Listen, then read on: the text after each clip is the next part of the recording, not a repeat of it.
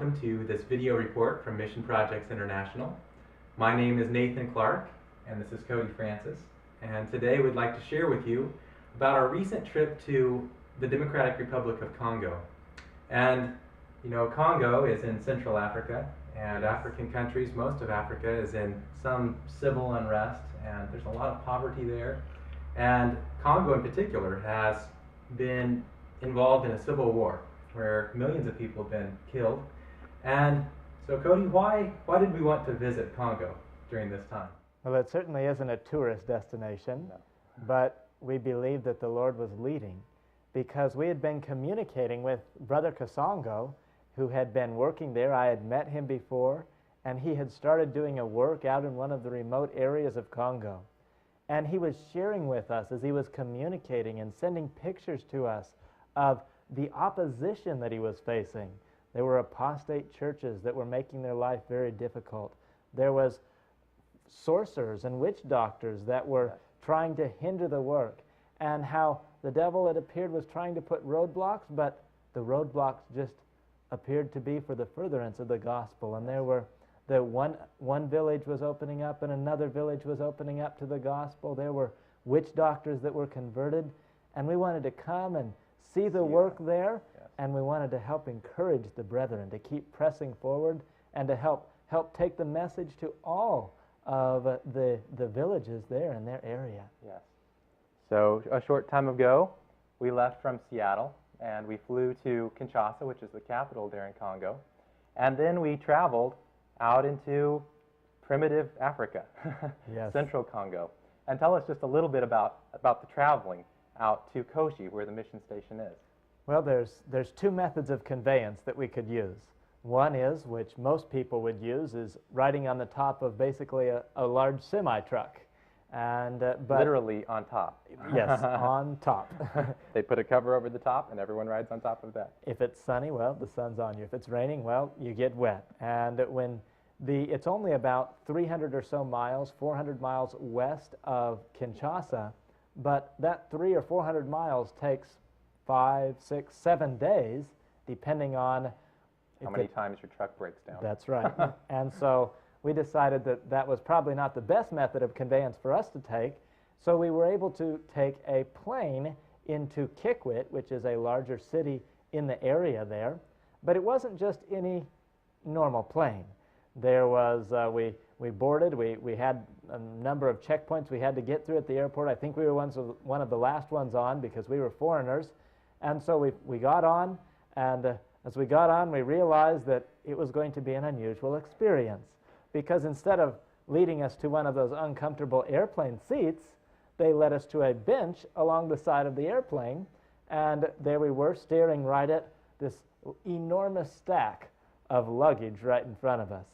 And it turns out it was a Russian military plane, probably from 20, 30 years ago, something like that. And the back would drop down, and they would load and unload from the back instead of doors, and there were chickens on the plane and any number of things. So it was, fortunately, they didn't issue us a parachute, and we didn't have to jump out like the Russians did, but it was still an experience nonetheless. Yes. So we arrived there in Kikwit, and Brother Kasongo was there to meet us. And I can still remember as we got out of the plane how happy he was. He was waving to us, so happy to see us. Yes. He had arranged some conveyance for us there. We were able to take a taxi. Their taxis aren't exactly like our taxis, are they? No, not exactly. Not at all. You basically just have twice as many people in the car as you normally would here. Yes, we were riding for a part of the way in the front seat together, and it wasn't a bench seat either. It was rather uncomfortable, but it was fine. We also, along the way, were stopped at the checkpoints. And tell just a little bit about what it's like to go through a Congolese checkpoint. Well, remember that Congo just came out of a war. They called it the African World War, the Congolese Civil War, where more people have died there than in any other war since World War II. And so there's a heavy military presence, and there's a heavy surveillance presence as well. Yes. And so I believe we had to go through 3 different checkpoints, and we would come and we would stop, and they would check the papers of the taxi that we were on, and then they would demand to know information about us.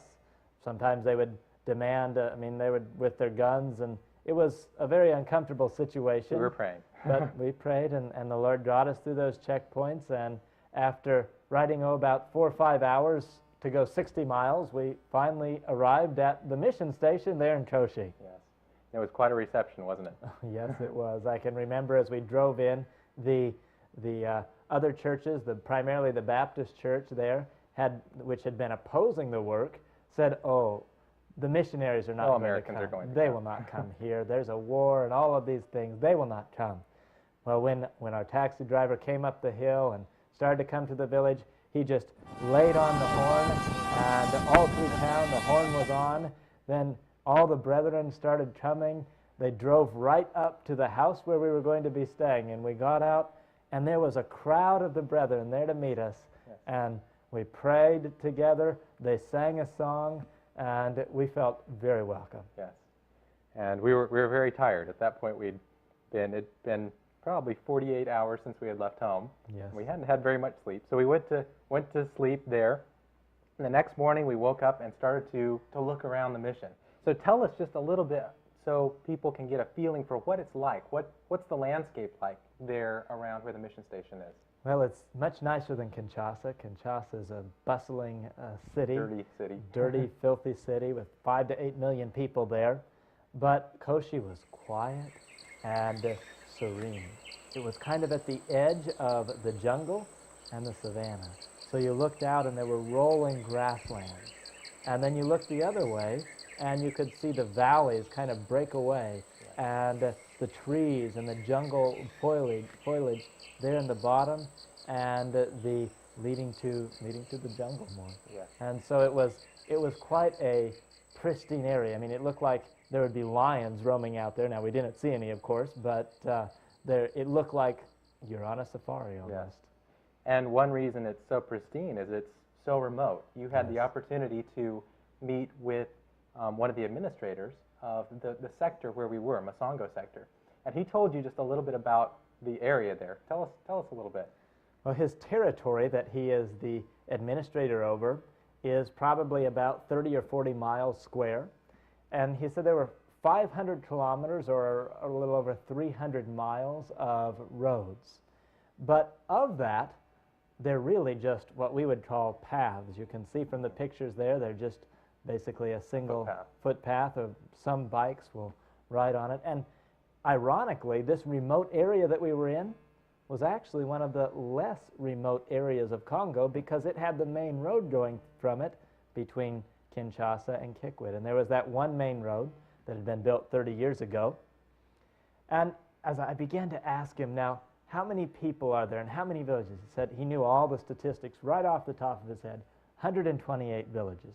In there, about 110,000 people. So little under 1,000 people per village, something like that, counting children, no doubt. And so I began to ask him, so do you have any electricity? He just laughed. No electricity. Any phone line? No phone line. And I said, well, what do the people do? So, well, primarily it's just subsistence farming. They grow cassava, some peanuts, some corn, some beans, things like this. Primarily the cassava, though. And so it's just truly hand-to-mouth living, much malnourishment there. So I said, well, are there any wells in your territory? He kind of, no wells. So how do the people get the water? And I believe it was one of the first nights we were there, we had an opportunity to see some of that. The villages are all on top of the hills, but there's springs down in the bottom. And so they go down the hill, and there where they find the spring, the water just bubbles up from the earth. They fill up their buckets, and then it's time to trek back up the hill. On your head. Carry the water on your head. With water on your head, about 40 pounds of water on your head. And that was quite a hill, too. Just carrying a camera up and down the hill, I was sweating. Yes, no doubt. And they put it on their head and truck up the hill, probably half a mile or so, something like that. Yeah. And to get water for cooking, for drinking, for any of these things, they have to go down to the spring and they have to get it. Now, for bathing and for Washing clothes. washing the clothes. You can see there they go down, and I would too. It'd be much easier much to easier carry to carry the clothes things down than to carry the water back up. And so they take it there, and then no washing machines or anything like that. It's Yeah. the washing machines of the knuckles. Yes. And so very, very interesting. Of these 110,000 people, there's only 4 doctors.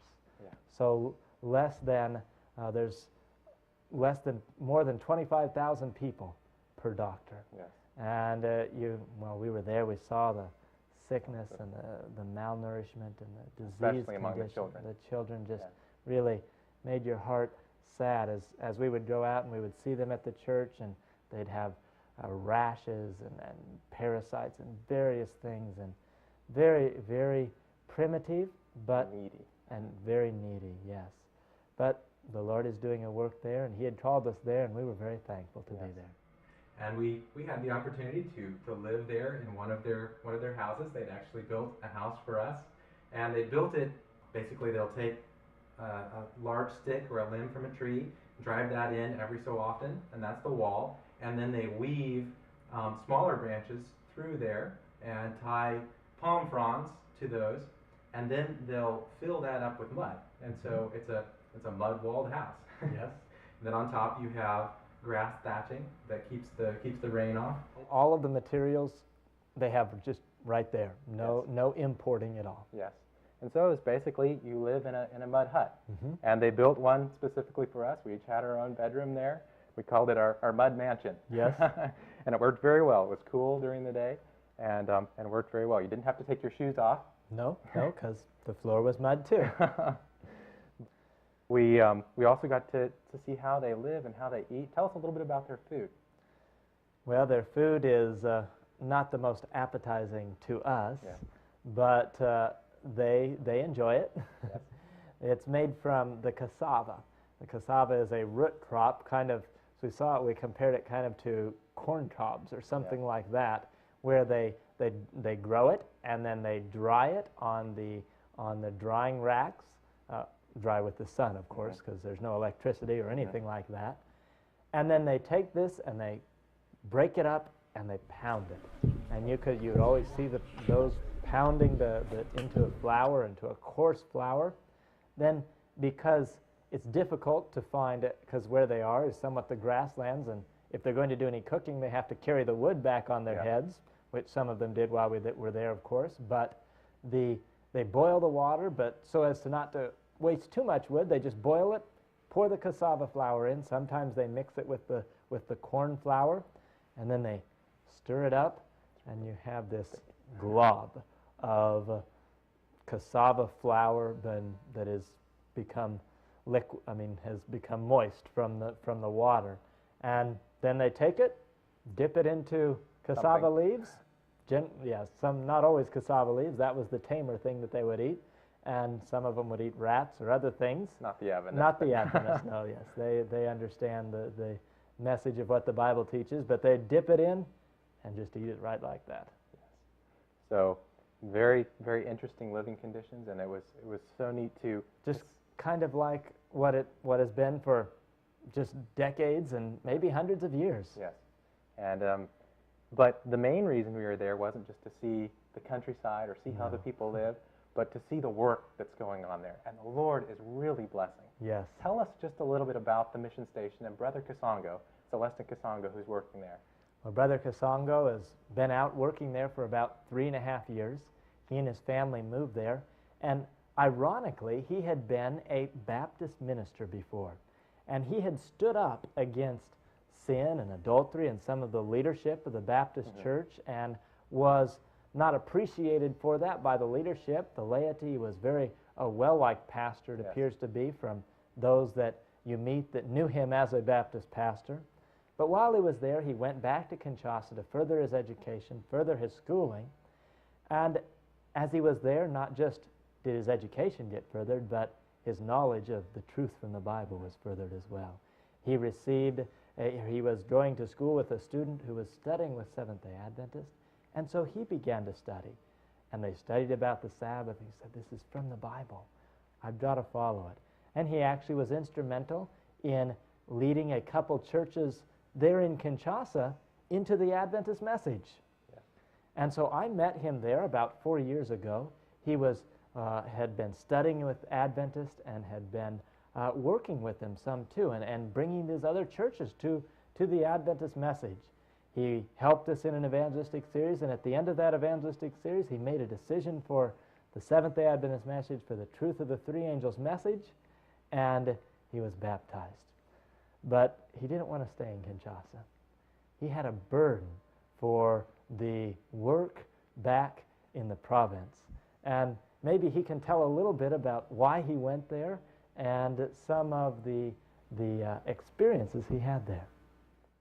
Why did you want to come back to this province, to this remote area, and work? Okay, my brother, it is a burden for me because things which are done here are sinful. Okay. So you have a lot of sinful practices like fetish priest, and then those that are the churches are not following the teachings of the Bible. Exactly. And there's almost no Adventist in the area, is there? Even not one. Even not one in this area. No churches, nothing for many, many kilometers. Yeah. So you came back here, and the Lord opened the door for you to start this mission station right here. What were some of the things that you faced? I faced many trials, brother. And maybe we should go back just a little bit. Since you worked in this area as a Baptist minister before, then you were known in this area, right? Yeah. And so when they heard that you were coming back, they alerted all the other Baptist pastors that you were coming back. And what did they say that you were a part of now? Oh, brothers, funny things, funny words. They said that the Baptist chief pastor he called me. The one that you had preached against because he had children by another pastor's wife, correct? Yeah. Yes. Yeah. And then he called all the pastors area in the head schools. He told them that Brother Kasongo is coming here with a pernicious sect, a pernicious religion, which does not know Jesus, which does not know worship on Sunday. They do not eat meat. They are pernicious, and if they need something, they just have to kneel. That we do not do. If at the end of their prayer, all the roof is opened, and then what they ask come down. It comes up to it comes down. Yeah, and and then you have to be careful. Ever not shaking his hands.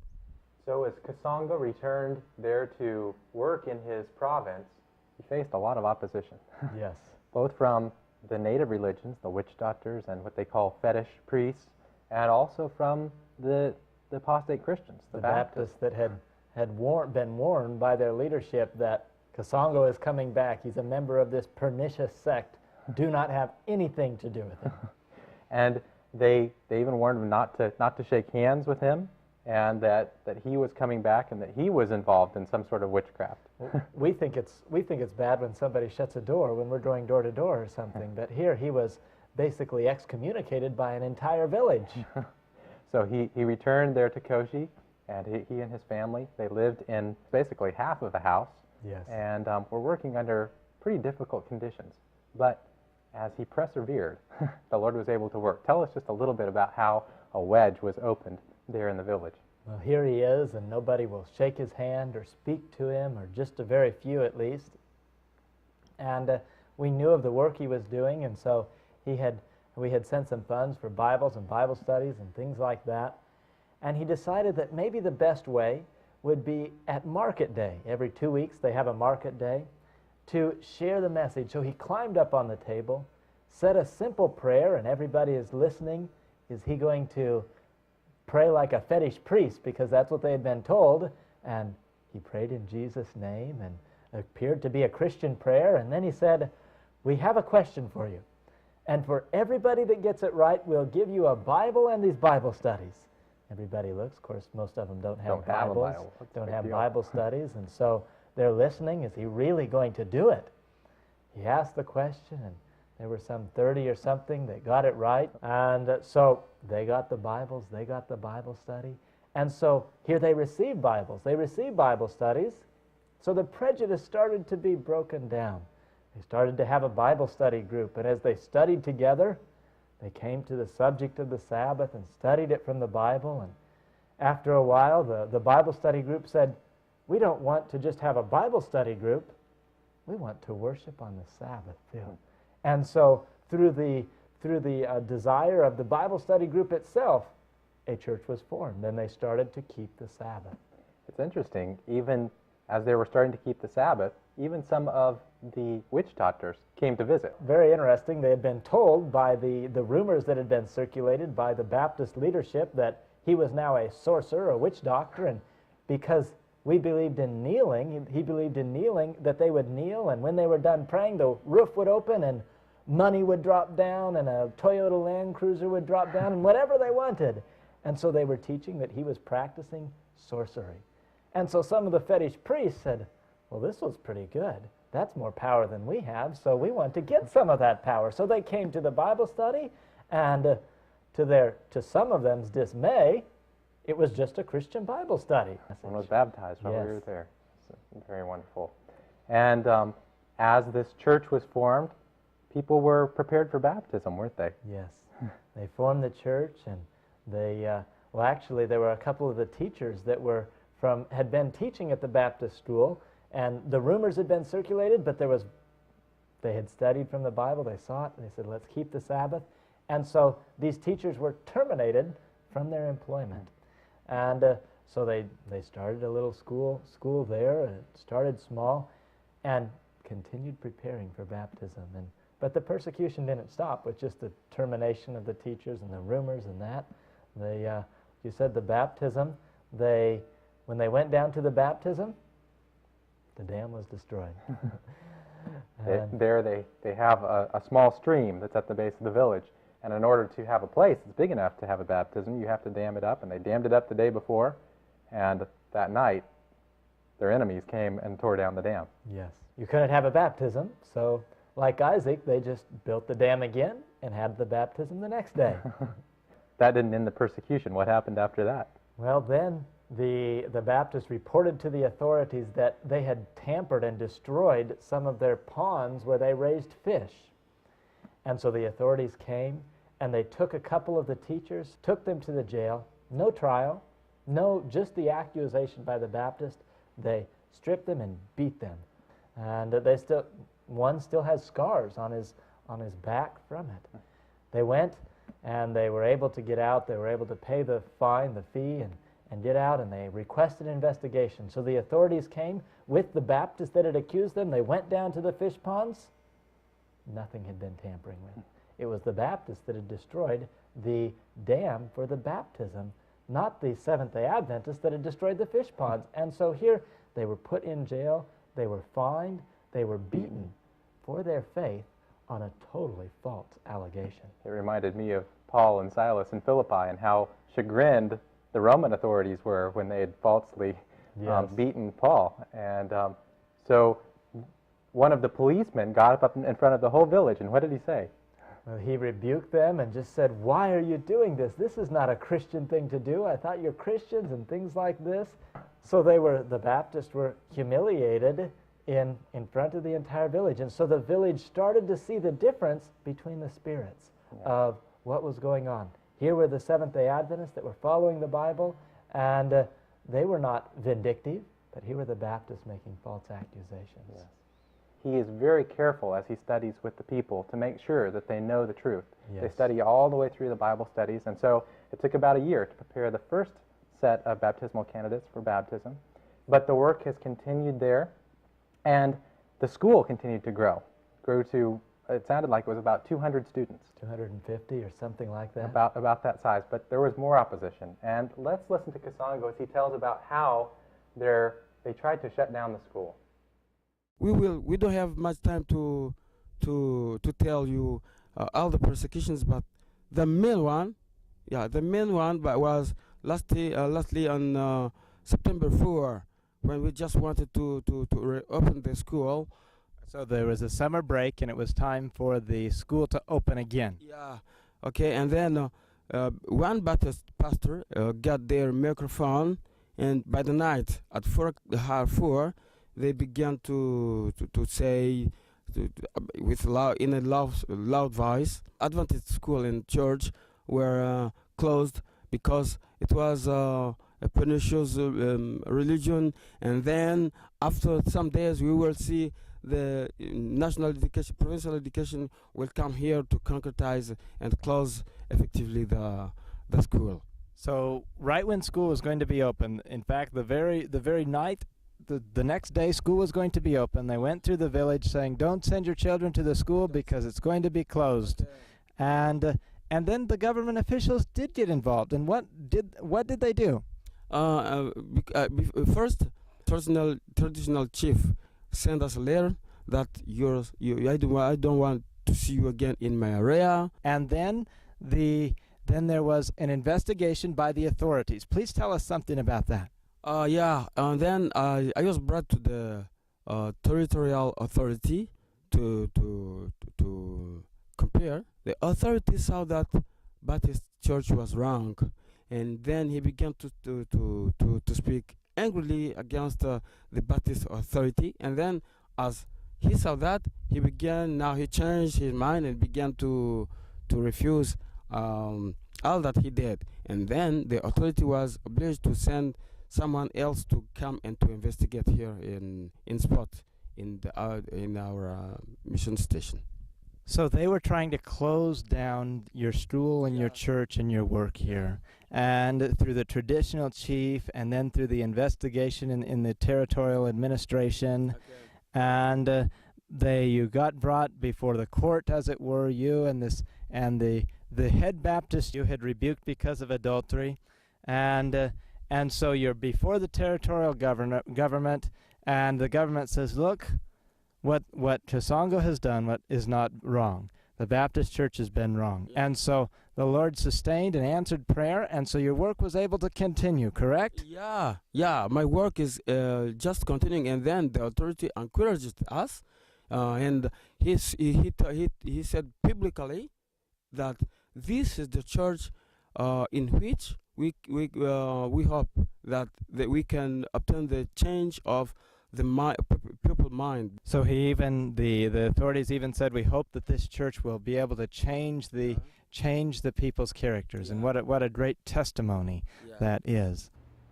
So as you can see, as the Bible promises, all things work together for good to those who are faithful to the Lord. And as Kasongo has continued to be faithful, each of these great oppositions has been turned actually into something that's furthered the work. So it says in 2 Corinthians, we can do nothing against the truth, but for it. Yes. So every time that the opposition comes, the Lord works it out so that it is revealed to the entire village and the surrounding communities that God's cause is just. Yes. So next we're going to look at the work in particular in Koshi. Merci Jésus, merci Jésus, merci Jésus, Seigneur, Alléluia. Merci Jésus, merci Jésus, merci Jésus, Seigneur, Alléluia. Kasongo has been working in the village of Koshi, and that's where we went to first. We were there in Koshi for about 2.5 weeks. And tell us just a little bit about what we did while we were there in the village. Well, our days were quite full. Yes. They would begin early, and well, you can't stay up too late because there's no electricity there. Very peaceful, very quiet. But they were definitely full days. And they have a meeting at the church every day. And so we were we were just studying the Bible with the church. I think every day we had a meeting with the church, and we were just going over, seeing what their needs were, and seeing how they understood the message, and just sharing with them and hoping to encourage them to in the faith and in continuing to study and to grow. And that was a great blessing. And you see, the church there, and how it was, well, Rudimentary. yes, absolutely. We complain if there's no cushions on the pews here. Well, their pew is a log, and you can see not very comfortable. But they would come, and the roof was just made from palm fronds. They would put, just like their house, they'd put sticks into the ground, put logs into the ground, and then put the palm fronds on top, and it did a good job of keeping out the sun.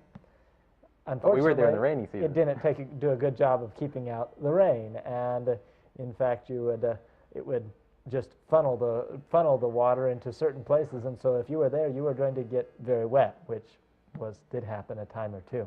But that's the situation, and to see their eagerness to come, and Every day. the bell rings at 5 o'clock or a little after, and the wake up AM. AM, yes. They start to come, they start singing, they pray, and study the Bible together. And just the primitive faith, very encouraging there. Yes. And so we just took turns sharing the message with them there. We had the opportunity to study with the whole church, with the elders of the church, with the school teachers Yes. from the church there, and from other people from surrounding villages came to study with us. And we were able to visit the school. Tell us just a little bit about the school. Well, the school is actually a nicer building than the church because they've been working on, well, actually they make it with the mud and cassava, basically. So it's not even, you can't even really call it cement, although it kind of resembles that, that they have painted, and we have sent them some money to help build the school, and they've put a tin roof on it. But you look in the classrooms, and they're crowded as can be. They're on these, once again, just like in the church, these logs and their desks, not a nice split log. tables or anything like that, just a split log. And there's 4, 5, 6 children to a small little bench, and they don't have books, they just have notebooks and pencils, and they write on the blackboard. Very interesting. The blackboard intrigued us. A melted down tire put up on the wall, That's right. and that's the blackboard. Quite ingenious. It works. There. Yes, it does. It worked well. So we saw the teachers, and it just seeing the conditions, and the teachers, they're sacrificing to work in the school. The teachers are only making about $10 a month, Yes. and they're still working there for the children, sharing with them about the Bible. That is the best thing, actually, is that it's not just a school, but it's Yes. a mission training school. It's That's right. for the younger children. They begin at very young, and just goes up, and they have Bible classes, and so they are being educated in the faith. Yes. The church there, how large is it? Well, there's probably about 100 adults, probably 200 on Sabbath, something like that. And this is a church that's grown just from Brother Kasongo. As he moved there, there was no church there before. And he moved there, this church started, and in just 3 years, it's grown to very full. The structure that we were in, the palm frond covering, was full to capacity. Completely Really. full, yeah. After church, they would always, I really liked this, they would always sing a song. Yes. And each person would come out, and you would shake everyone's hand. You would come out, and you would shake the pastor's hand, and you would stand beside the pastor. Then the next person would come out and shake the pastor's hand, and your hand, and so on. And on Sabbath, that line would form completely, Yes. all the way around the church. Yes. It was a blessing just to get to greet everyone and see how many were there. Yes. And the Lord has worked. They have it's about 75 that are baptized. And while we were there, we got the opportunity to study with those who are preparing for baptism. Tell us Yes. just a little bit about that. Well, we had baptismal classes throughout the week that we were there, and then it came time to the day before the baptism, and we were interviewing the people. Now, Brother Kasongo is very determined that baptism is going to have significance. Yeah. A lot of times in these countries, people just dunk them in the water and call that baptism, know what and they they go believe. their way. Yeah. But That's been the problem with the Baptists there. Many of the Baptists still have much of the spiritualistic the religion ancestral worship and completely yes. intertwined with their religion.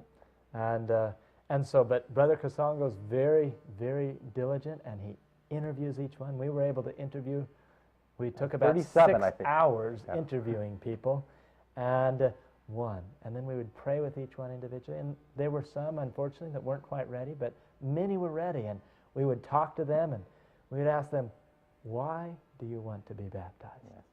And what does baptism mean to you? And that would kind of help us to understand their commitment and spiritual experience. And then we would go on to some of the doctrines.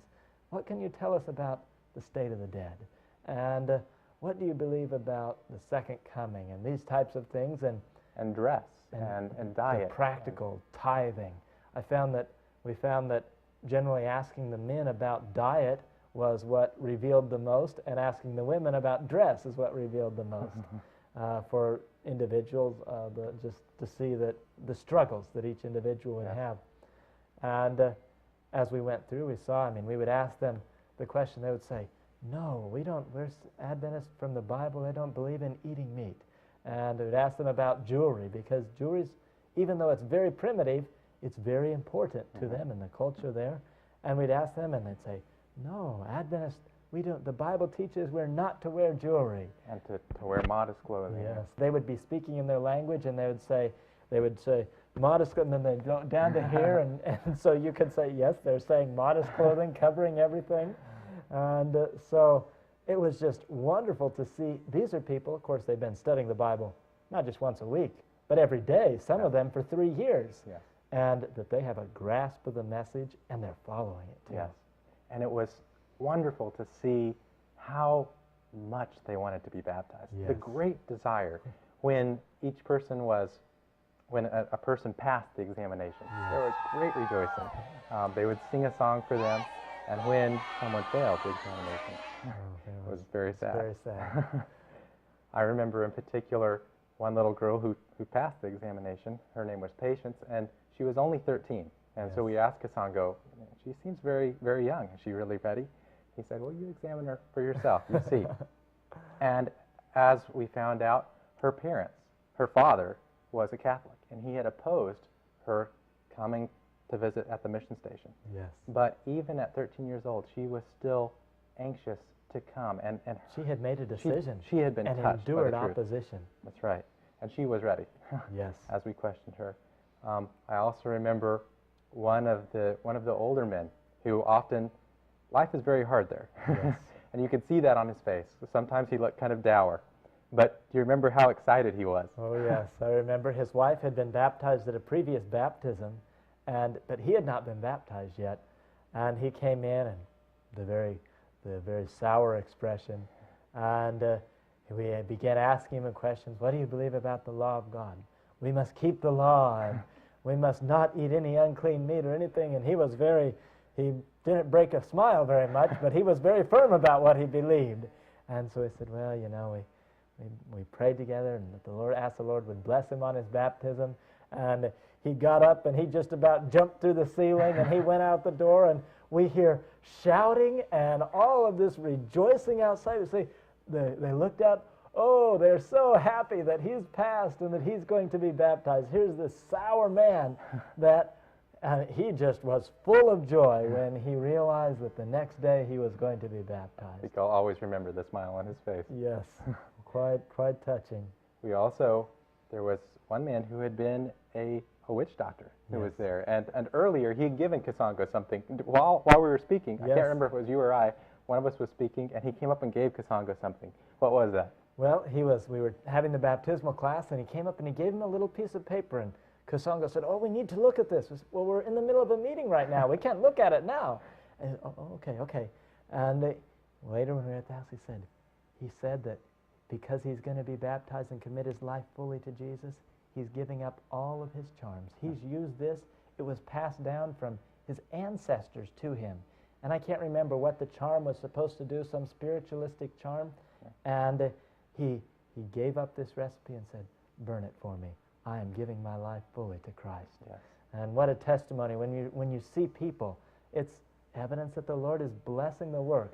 Not miracles per se that are done, but miracles in the heart, in which someone turns from a life of sin or a life of spiritualism and where it was their income too, and they give that up to follow Jesus. Yes.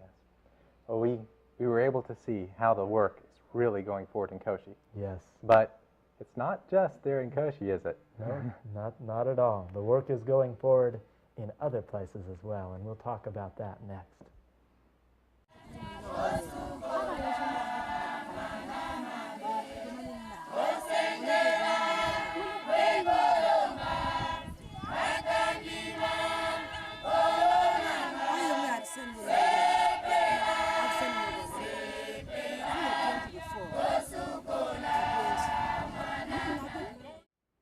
Shortly after arriving in Koshi, we had the opportunity to go to another village that Kasongo has been sharing with, the village of Kikama, and tell us just a little bit about how the work was started there in Kikama. Well, that's an amazing testimony to how God still works today, actually. Yes. There was a lady there, and I believe it was her child was sick, and she requested prayer from one of the brethren in the church in Koshi. And so the church that night, they got up and said, we're needed to pray. And so they went, they walked there, no other way to get there, of course. 6 to 8 miles. 6 to 8 miles, yes. One way. And so they got there, they prayed for this girl. While they were there was another man there by the name of Kambungu. And Kambungu requested prayer as well. Now, Kambungu had a very interesting experience that we don't understand really here, but it's very much a part of life there in the bush of Congo. And he had been sleeping, and he had dreamed that a relative of his had hauled off and hit him in the eye. Well, when he woke up, his face was all swollen up. You can see from the picture there, just looked terrible. This relative that had hit him in the eye that same night dreamed that Kambungu had taken a knife and had cut his leg. And when he woke up, there was the cut on his leg too. Now, most likely these two men were not fighting in their sleep. What happened was they had another relative that was a sorcerer, was a witch doctor. And through spite, because of something that had been done by this relative of Kambungu, he had cast a spell, a curse upon them. And Kambungu, the whole village said, oh no, they knew who their relative was. They realized that it was a curse, and they thought they were going to die. It was going to be all over. And that is not uncommon there. No, it is not. You hear of...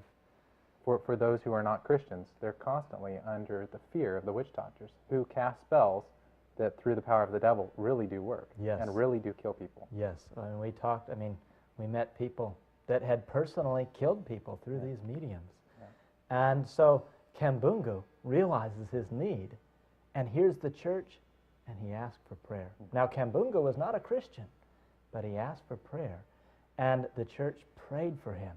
They prayed all night. They prayed all night. How many times have we prayed all night? But that's the primitive faith of the believers there. They prayed all night. Kambungu said that he wanted to become a Christian, and his relatives, his sisters, said, if he changes and he becomes a Christian, we will become Christians too. We'll become Seventh-day Adventists. In just a couple days, you can see for this picture, taken just a couple days after, Kambungu's face was almost totally healed. Now, there was still the scar there, but the swelling and everything had gone down. Now, we might say, well, was that just coincidence? Well, the man that had the slash in the leg, he didn't ask for prayer. He went to the hospital, and as a result, he died just a few days later. And so the village saw, here was this curse that was cast, and one asked for prayer, and he was healed. And another didn't ask for prayer, and he died. And so the door was wide open there in Kikama for the presentation of the gospel. Here's Kambungu, who wants to become a Christian now, wants to give his life to the Lord and study. And here's his relatives that says, if his life changes, we're going to become. And so the ball started rolling in Kikama, and a church has raised up from that experience. We had the opportunity to walk to Kikama as well. It was quite a walk. Yes. Some of the most beautiful scenery I've ever seen anywhere. Yes. Very, very pristine Africa. Yes. And we had to get up early to try to beat the sun. We beat it on the way there. Unfortunately, we didn't beat it on the way back, but beautiful as we walk there through the primitive paths to this primitive village. Yes. And we arrived there, and as soon as we made it to the village, basically mobbed by the children Yes. who came out to see us. And then we went to the church. You can see it there in the video. Yes. We went to the church and held some meetings there for them and shared with them. And after we shared, tell us just a little bit about what happened then. Well, it was interesting because as we were there, the Baptists are always trying to be one step ahead in their persecution and, and opposition. And so they had heard that we were coming. News, they don't have televisions or radios or anything like that, but the bush grapevine works very well. And they had heard, and they said to all of their parishioners, leave, don't come, don't be around when the missionaries are there. And so there weren't a lot of people there, actually. But those that came, they listened to the message, and they asked some questions after. We went out and shook everybody's hand as normal, and then come back into the church now. We have some questions. We have some questions. And I believe they asked 3 questions. We've heard of Seventh-day Adventist. Why are you a Seventh-day Adventist? So we shared with them the second coming, the seventh-day Sabbath. How do you know, second question, that the seventh day is the Sabbath? And that's an interesting question there, too, because the French calendar, which the national language there in Congo is French, they speak a local dialect, but the calendar puts the seventh day as what day? As Sunday. And it's been that way for several decades. So you have to explain to them, like, from the Bible, what day is the Bible seventh day. Yes, yes. In fact, some of them, in another village we were at, they said, well, you're just using the English calendar. I said, no, we're looking at this from the biblical calendar and the Bible. We're not using any calendar.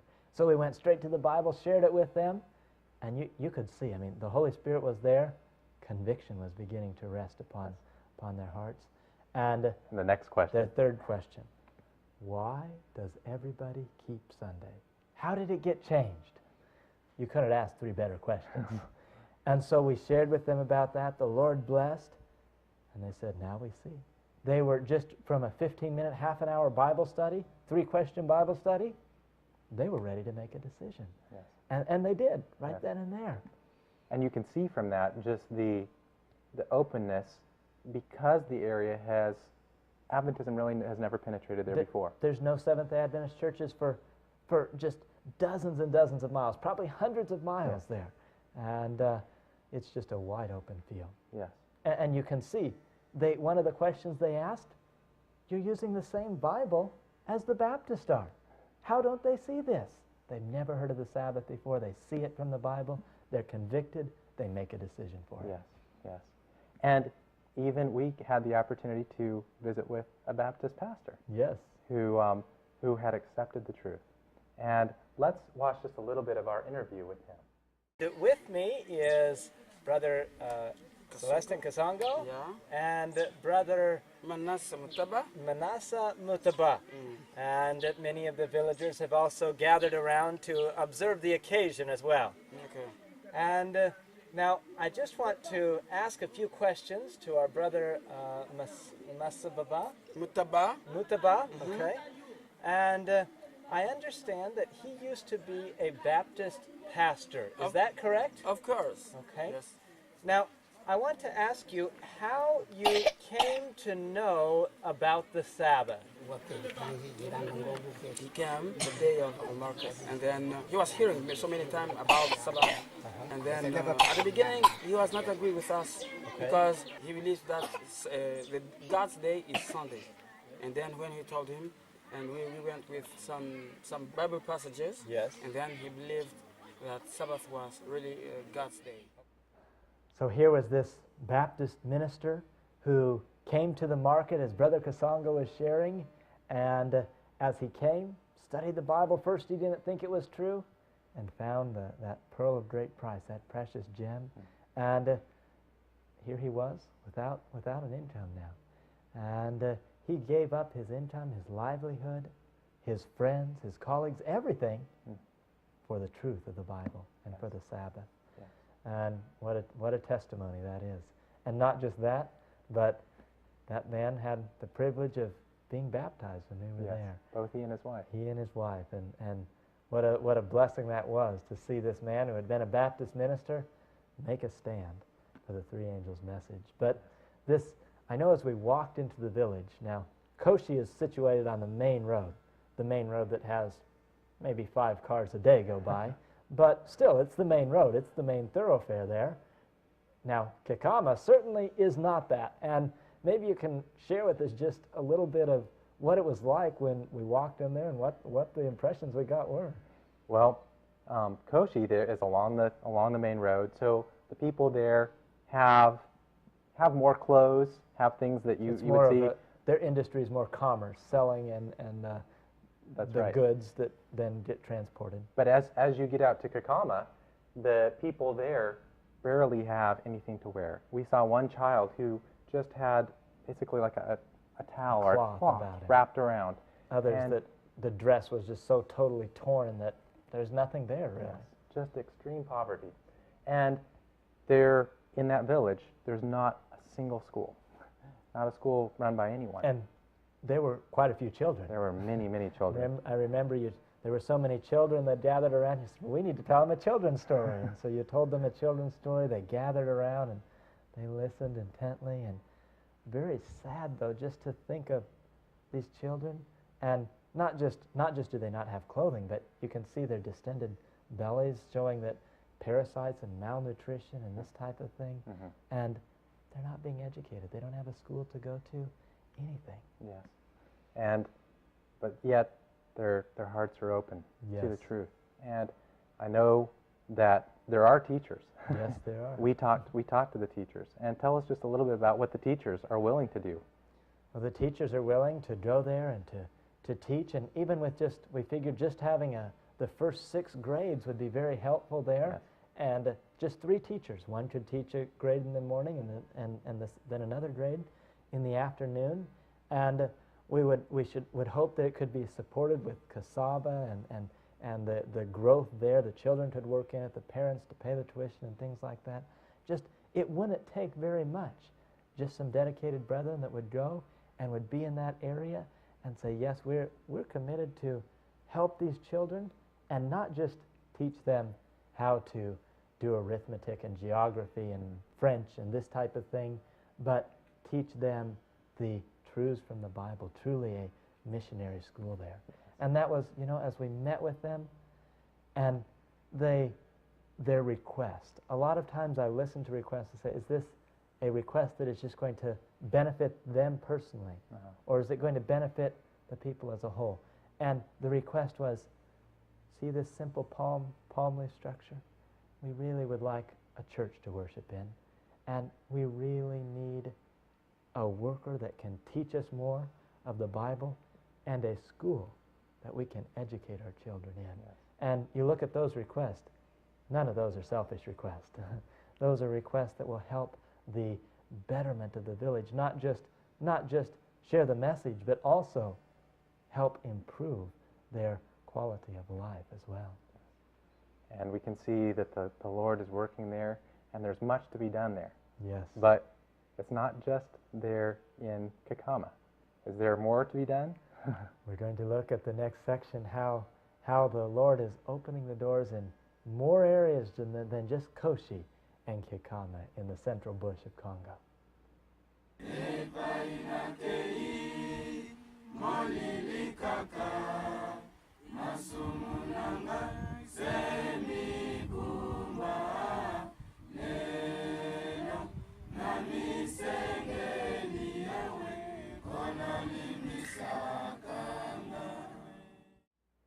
As Cody and I were visiting there in Congo, the thing that impressed us the most was just the opportunity that there is for the spread of the gospel and for the Adventist message there. The people have not heard it. That's right. It's an area that's wide open to the truth. And the very first morning after we arrived in Koshi, we received a delegation that came from several other villages. Tell us about that. Well, there the traditional religion and the traditional rites are still very, very important. And so there are governmental officials, but there are also, and probably even more powerful than the government officials, the local chiefs who come down from their ancestors were there first, and so that is how they have jurisdiction over that area. And to do anything, you have to you have to communicate with these chiefs. And so we were going out surveying the mission station, and these men come to us in funny hats and wearing medallions and some funny canes, and we didn't exactly know what it was, and they told us, oh, these are the chiefs.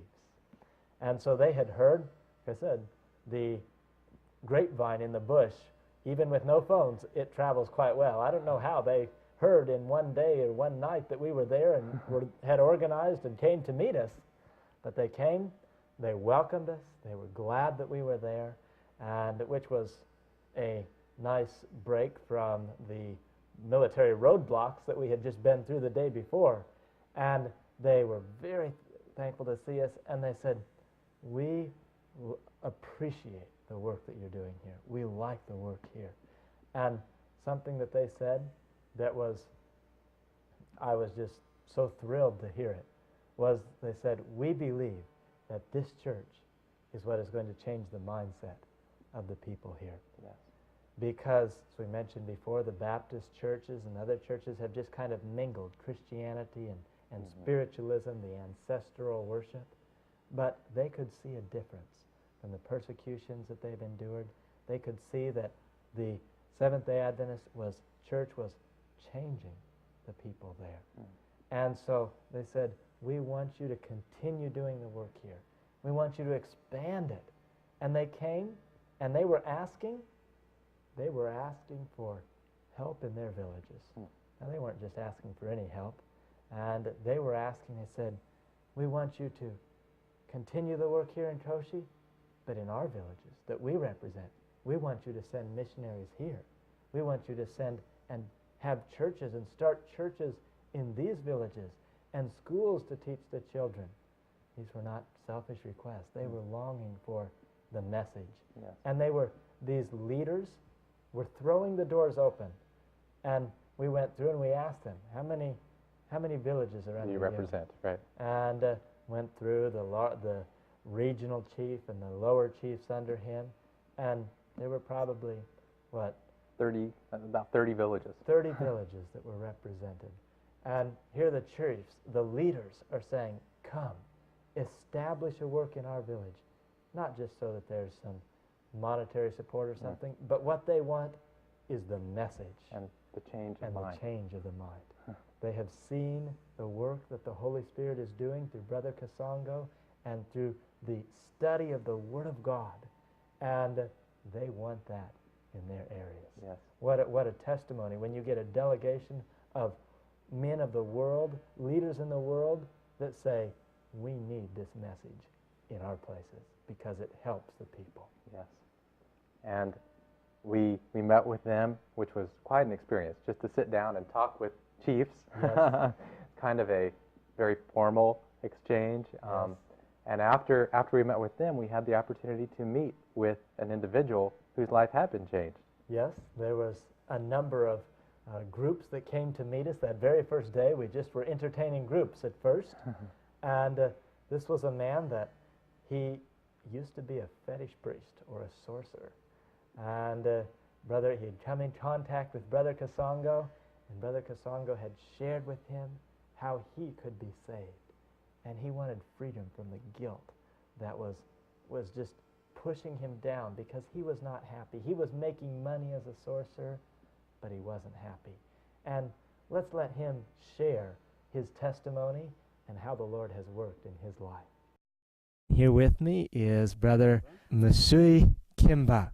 And just like I've asked him to share a little bit of his testimony of how he became converted and how he came to know the truth from the Bible that we hold. And so, first of all, maybe we can just ask what you were previously. What did you used to be? Merci mengi mul mopila yilo hanga mambo mul mi bago gingis. Previously, he was a man who spent all his life by fishing, which was outside of God's will. And now, as he has been in contact with God's word, he has given his life to Jesus Christ.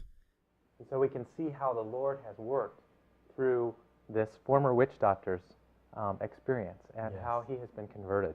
And along with him that morning came a whole group of people from his village who, through his conversion, had become interested in the truth. And while we were there was a Bible study. Yes. What did we study about? Well, like many places, when we traveled and visited the different villages and things, what was upon the mind? Seventh-day Adventist. What is this seventh-day business? Never heard of it before. And so here with this converted fetish man, they've seen the change in this sorcerer's life, and there were probably 5 or 6 at least people that came with him, and they came, and we began to share with him, and once again, just like the chiefs, their request was, we want you to bring our message. In fact, specifically, I remember, they said, we need a Bible worker in our village to teach us. Now, Kianji was even further than Kikama, where we had walked to. They said, we need somebody here to help us to understand this message. And so we began to talk to them, and they began to ask about the seventh day and the Sabbath and all of that. And we began to just go from the Bible and show which day the seventh day was. And I remember Brother Kasongo was sitting, and that wasn't good enough for him, got down on the ground and started writing in the ground. Here we use PowerPoint or slides or something like that. Well, there where there's no electricity, their visual aid is writing on the ground.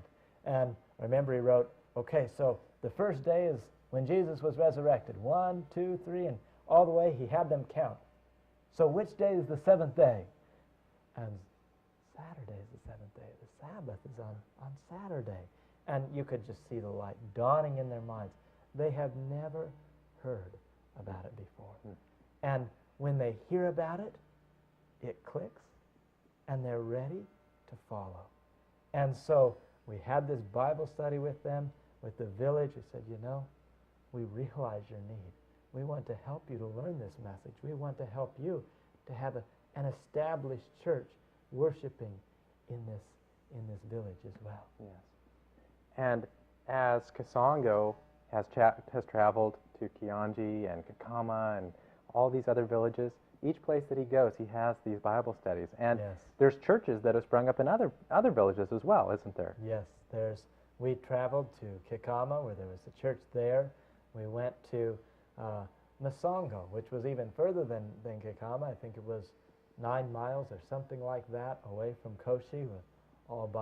You have to travel by foot, of course. If the Lord wills that we go back, I'm going to bring some very good hiking shoes because you use them incessantly there.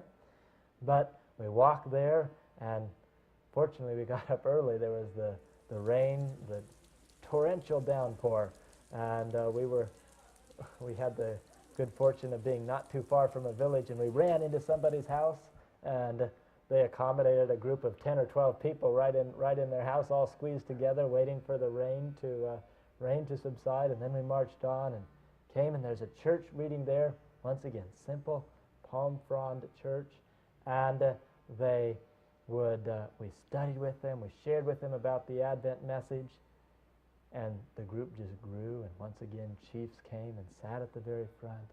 Then the mayor came of the town. This was a larger town, a trading center. And we studied about the Sabbath. They said, you know, the mayor came up to me and he says, we want a church here. We will donate the land to you if you will plant a church here. And there's already a worshiping group, but they're just worshiping under the trees and worshiping they built this simple structure now with the rain coming through. We were having the meeting with the rain coming through on us. And not just there, but there's other villages, Kikwit, where we first flew into. Wherever Brother Kasongo goes, he starts Bible studies. Bible studies. A group gathers around. He starts sharing with them the message, and pretty soon they're ready to start keeping the Sabbath. And so there's just these groups all over. And not just all over. I remember there was a woman that came, and we talked with her, and she actually was in the town that Brother Kasongo had been a pastor in before, when he was a a Baptist church. Right. Masamanimba. Masamanimba. And she came long distance. It was about 60 kilometers. 60 kilometers, I believe, which is maybe not too far for us, but for Walking? them, she might have taken some riding on top of the semi too. We don't know for sure, but a long distance, no doubt about it. And she came with the same request.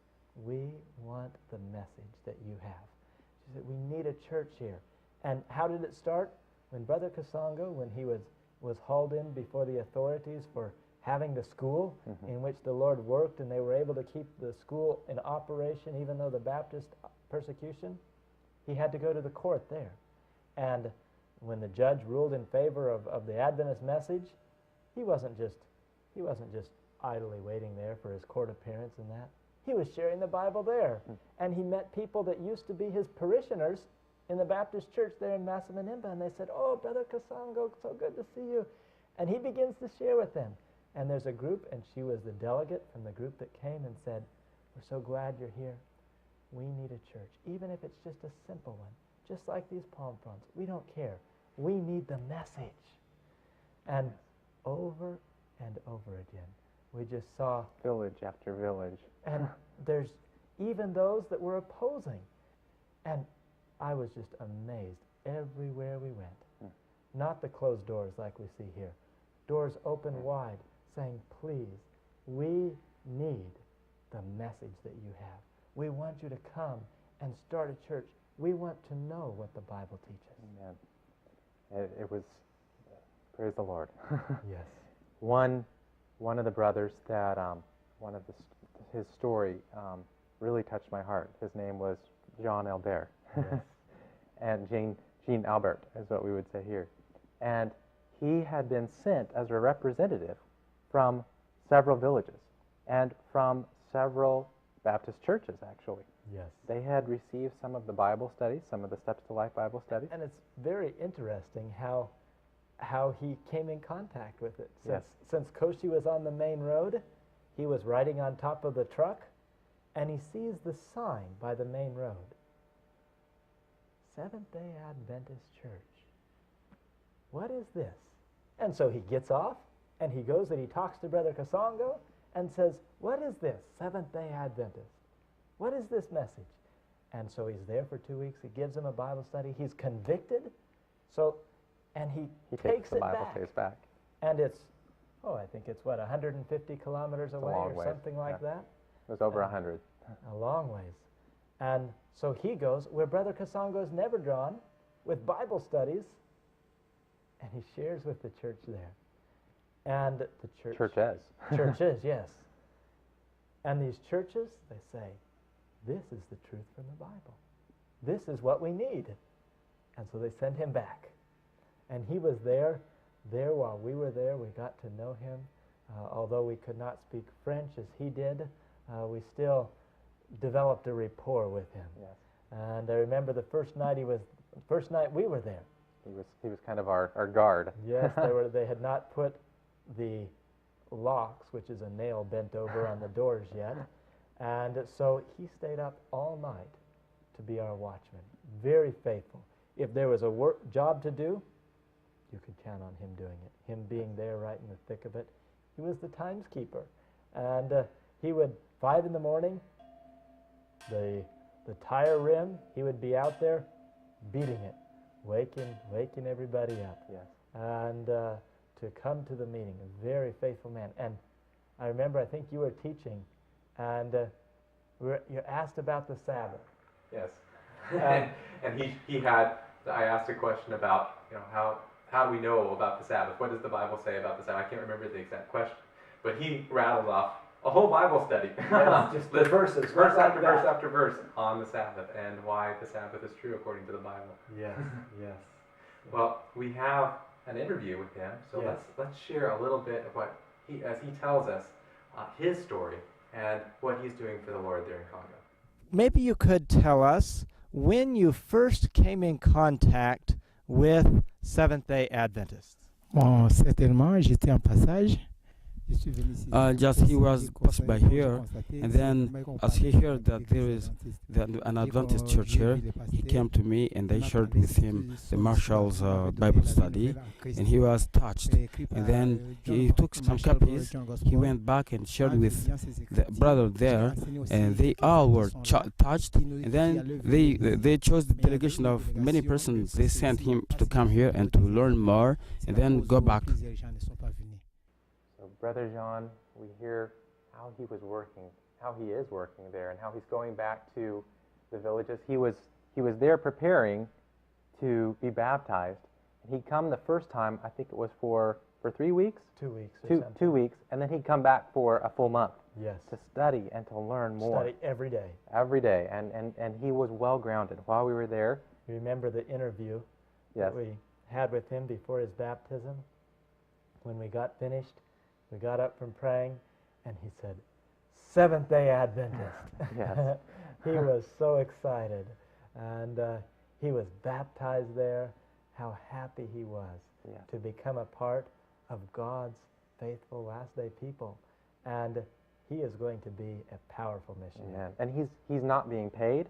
He's going back to witness because he's been convicted, and through his witness, as we say, about 15 churches. Yes. He's going back to share with them the Adventist truth. Yes. And so we see the Lord working there and the successes that he's giving. Just tell us a little bit more. What are some of the successes that we see there? Well, as we see the work that has gone forward there, I mean, we wanted to see with our own eyes and experience what we were reading in these messages. And I don't know about you, but as we were there, I thought it was more than what I had read about before. Yes. It was more than I had even imagined. Yes. And we see these baptisms, the wonderful rejoicing at the baptism. And there were 25 people that were baptized while we were there, and these are people that are grounded Seventh-day Adventist We examine them believers. for ourselves. Yes, there's no doubt about it. He is training them well. And they're making decisions.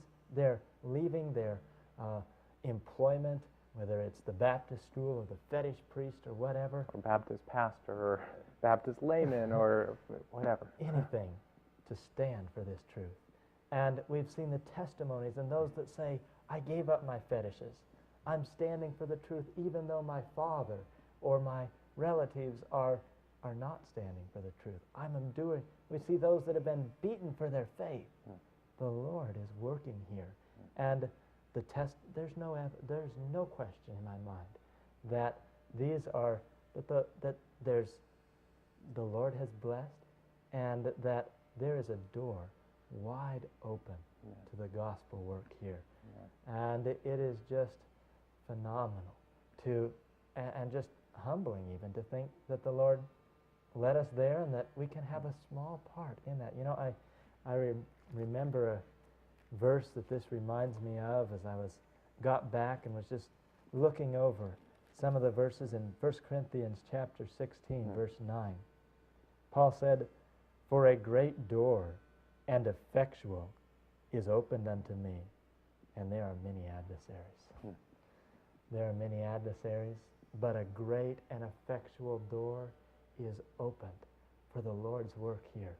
And we have the opportunity to be a part of it. Yes. And the Lord has blessed it. He has crowned it with success. And he's calling us to help it spread. Yes. There is a mighty work to do. And Yes. there are many needs. Yes. While we were there, I mean, you're in a country that is poverty-stricken. Yes. But the people aren't asking you to give, the Adventists are not asking for money. Yes. They're asking for churches. And just tell us a little bit about the needs, the real needs that are there. Well, we see probably the greatest need is support for Bible workers. Workers. And there are faithful workers there. We met them, Brother Eli, Brother Ezekiel, that have endured opposition from the Baptists, been chased, as they say, from the Baptist school, and are leading out in the church. And they could go, and they and others like them go to Kikama, go to Masongo, go to Kianji, go to Masamanimba, and live there and start a work, and not just there, but the dozens of villages and more that are opening up. They need to be taught. They need to be instructed. And these are workers that are ready to go. And for just $20 a month, they could be supported. That's a living wage. That's $240 a year. Yeah. For $240 a year, you could support a Bible worker in each of these villages.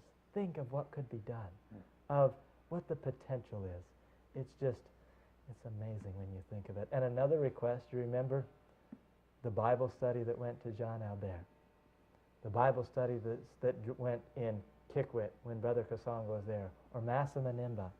These Bible studies are preachers in themselves that are taking the message. They take it, they go back, Kasongo never sees them, and they come back saying, we want a church, we want to become Seventh-day Adventist. And it's just the materials. They don't have Bibles. Their Bibles, you remember, a few of them had Bibles that had been purchased by donations. Probably maybe a dozen out of the whole church. Yes, out of the 100 or 200 that were there. And they would bring them, and they would just be, the covers would be off, they would be torn up. Worn out. From bringing them to the meeting to studying the Bible. They need materials. They need Bible studies. They need Bibles. You remember the hymnals that were there. There really was only one real hymnal. Everyone else just had notes. copied it down. And that was their hymnal. It's just what they had copied down. And they are pleading. Brother Kasongo says, what we really need is Bible studies. He's not looking for something grand. He's not looking for a car for himself or anything like that. He is looking for the work to go forward and for Bible studies to help the work. Yes. And then another need is, as we were there, and as the rain came through, the palm leaves, the roof of the church, well, there's a need for, during the rainy season, they still need to meet. And simple churches that can be built and that are from native material, much of them, but are such that they can worship in when it's raining and when the sun is shining too. And we could, one in this village and another village and another village. Then there's the need, like when we were in Kikama. Yes. And we saw the children there, and the poverty and the lack of education. A simple mission school in one of these places could just turn these children into Seventh-day Adventists that would then be missionaries in their own right. Yes. To all of the other villages. And in, say, Kakama, those schools have the potential to be self-supporting schools. That's right. There's things that they can grow there and things that they can do to become self-supporting. The field is wide open. Yes. And I'm reminded of a quotation in Testimonies, Volume 6. And it's just where she says, pages 28 and 29, she says, and still our general, who never makes a mistake, says to us, advance. Enter new territory. Lift up the standard in every land. Then she says, the missionary spirit needs to be revived in our churches. Every member of the church should study how to help forward the work of God, both in home missions and in foreign countries. Scarcely 1,000th part of the work is being done that ought to be done in missionary fields. Scarcely 1,000th part. That is minuscule. There is so much more to do. And this is a great door that is opened. I can't convey how much of an opportunity there is and how exciting it is. I think we both, while we were there would be times that just thinking of the potential, just get goosebumps. And it wasn't cold. And just thinking of how the Lord's work could go forward with just a little bit of assistance and instruction and help. And this is a pristine territory that has never been entered with the Three Angels message before. The doors are wide open, and we know that the Bible says the Three Angels message is going to go to every tribe and tongue and nation and people. That includes the bush of Congo too. And the churches, the faithful believers, they're pleading for help to take the gospel. When they make so little, they can't print Bible studies. They can't even buy Bibles themselves. and there is a work to be done. And we want to ask you to pray and to see how the Lord would lead you to help the work in Congo. Because if you could see the electrifying influence that just sharing and reading the fourth commandment has there, and sharing with them what the seventh day is, and if you could see how it is just Changing lives. lives are being changed. And this area the gospel must go there. And I want, you see the suffering there.